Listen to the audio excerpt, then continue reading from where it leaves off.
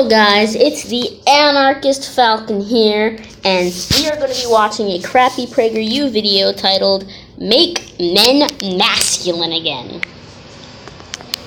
Rape, murder, war. They all have one thing in common. Patriarchy, capitalism, unbridled aggression. The bourgeoisie pushing people into wage slavery. What is it? Men. Your opening line is wrong, which isn't a good sign for your video. Women can and have raped. Take, for example, a Dr. Phil episode of a female teacher who slept with a high school student. A male high school student. That is statutory rape. Aggression, violence, ambition unchecked by conscience, all the stuff of toxic masculinity. Right? And the solution is obvious. Make men less toxic. Make men less masculine. Make men more like women. But I'm here to tell you that that way of thinking is not only wrong, it's dangerous. Here's why. When you try to make men more like women, you don't get less toxic masculinity. You get more. Why? Because bad men don't become good when they stop being men. They become good when they stop being bad. I agree. Aggression, violence, and unbridled ambition can't be eliminated from the male psyche. It can't be eliminated from anybody's psyche, male or female. Yes, male and female brains are different. Testosterone-driven systems are very different than estrogen-driven systems, but at the same time, those are part of everyone's psyche, not just male. Fuck off. They can only be harnessed. And when they are harnessed, they are tools for good, not for harm. The same masculine traits that bring destruction also defeat tyranny. And in the case of America, what they really mean, at least modern America, is to defend imperialism against defenseless people who can't fight back. The traits that foster greed also build economies. No, they don't. Capitalism does not build economy. It leaves everyone in a constant boom-bust cycle, and when everything comes crashing down, we have somebody to blame except for the very system itself. The traits that drive men to take foolish risks also drive men to take heroic risks. And women. The answer to toxic masculinity isn't less masculinity. It's better masculinity. And we know what that looks like. It's a young man opening the door for a girl on their first date. That's just something you do for somebody in general, not man or woman. It's a father working long hours to provide for his family. What do people have against homemaking these days? Being a homemaker is important. If both parents work and both parents find time to take care of the home, that's great. If one parent works or one parent takes care of the home, that's great. The point is that homemaking is important. My dad's a stay-at-home dad. Well, he was, and he was a homemaker, and he's doing better than my mom at homemaking. Nothing wrong with that. The point is that homemaking is not this curse, and homemaking isn't horrible. Homemaking is important.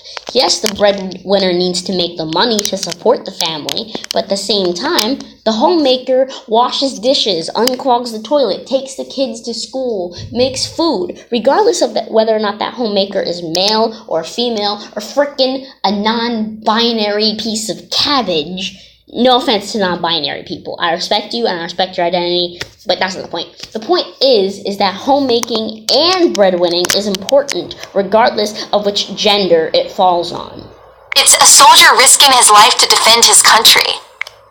AKA defend his country's imperialism. The growing problem in today's society isn't that men are too masculine. It's that they're not masculine enough. No, the problem is that our culture's definition of masculinity is so rigid. That's the problem. Our definition of masculinity is the problem. The fact that masculinity is defined in such awful ways. Men are told to man up and stop being a sissy.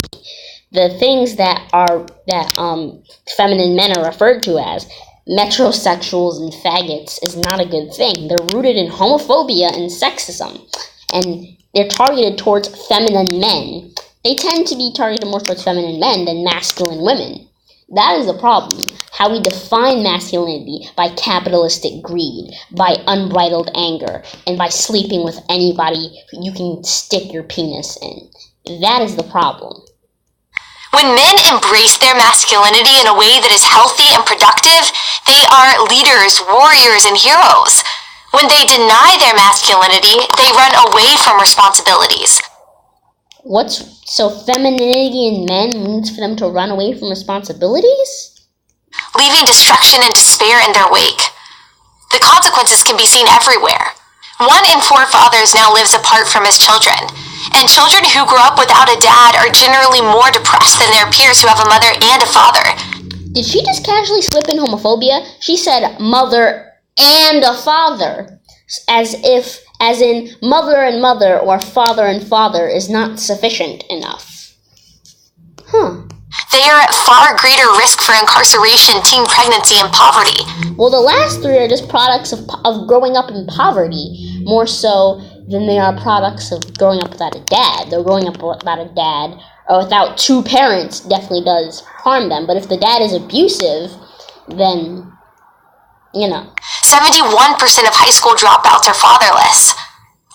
Of all the rocks upon which we build our lives, family is the most important, and we are called to recognize and honor how critical every father is to that foundation. That was said by then Senator Barack Obama in 2008.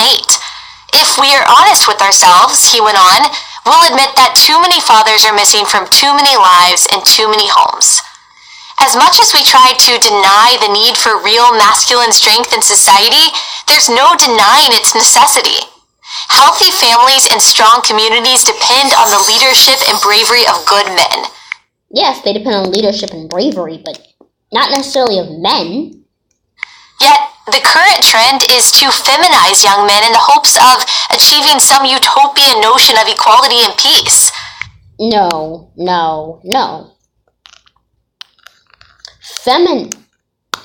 Femininity in men is very often attacked. Honestly, feminine men are often shouted homophobic slurs like fairy and faggot and metrosexual. These things are not used nearly as often to describe masculine women. The point is that conservatives, because this is a conservative channel, hate it when their gender roles are being questioned. They don't like that the definition of masculinity has expanded beyond someone with a beard that mimics that of an old Jewish rabbi who goes to work while the wife is on the floor, is a barefoot and pregnant on the floor, popping out babies, making him pancakes. Okay? Conservatives don't like it when their traditional values are being questioned, when transgender people get represented. Conservatives don't like it, and then they'll blame the liberal education system instead of realizing that masculinity, our definition, is so rigid that it's unhealthy for men, and that when they fall outside of that rigid binary or that rigid polarity, they feel uncomfortable. And it starts at the earliest ages. In the school classroom, boys are invariably the problem. On the playground, aggressive games like dodgeball have long been banished. We tell young men that their intrinsic desire to compete is wrong. Everybody gets a trophy. Don't run up the score. This anti-male tilt continues on through... Our school system is designed in a horrible way. I definitely believe there's a problem with our school system that tends to attack boys more than girls. But the problem is it's made for a certain type of student. And if you fall outside of that, you are basically fall to the wayside. Higher education and into the workplace. It has created millions blah, blah, blah, blah, blah, blah. A strong, responsible man. Just because you don't know any doesn't mean that doesn't exist. I tend to prefer baby-faced men over super macho masculine men. Just saying. That's not a consequence of a social construct or cultural pressure. It's innate. The devaluation of masculinity won't end well because feminine, passive men don't stop evil. Passive men don't defend, protect, or feminine men aren't necessarily passive men. Provide. Passive men don't lead. Passive men don't do the things we have always needed men to do for society to thrive. In his book, Why The must men Abolition do of Man, blah blah blah. wickedness, weak men are nothing more than enablers of wicked men. Rape, murder, war. They all have two things in common. Bad men who do the raping, murdering, and warring, Bourgeoisie. and weak men who won't stop them. Every government ever. We need good men who will. It's not masculinity that's toxic. That's true. It's the lack of it. No, it's our culture's rigid definition of masculinity, and how our definition of masculinity is corporate greed, which leads to war and poverty and horrible things, and patriarchy, which leads to rape, and the desire, and that men must be a certain way. Our definition of masculinity is what needs to change, not masculinity itself. Let's read the comments on this horrible video. Why does this video... This is one of my favorite comments. Why does this video have so many likes? If there was a video about how women need to be more feminine and stay in the kitchen, there'd be an uproar. In my opinion, everyone just needs to embrace who they are. If you're a leader, be a leader. If you're a follower, be a follower. Both roles have a massive impact on society, and no one is better or worse than the other. The sooner we embrace who we are, regardless of what's between our legs, the better off we'll be. I love this guy.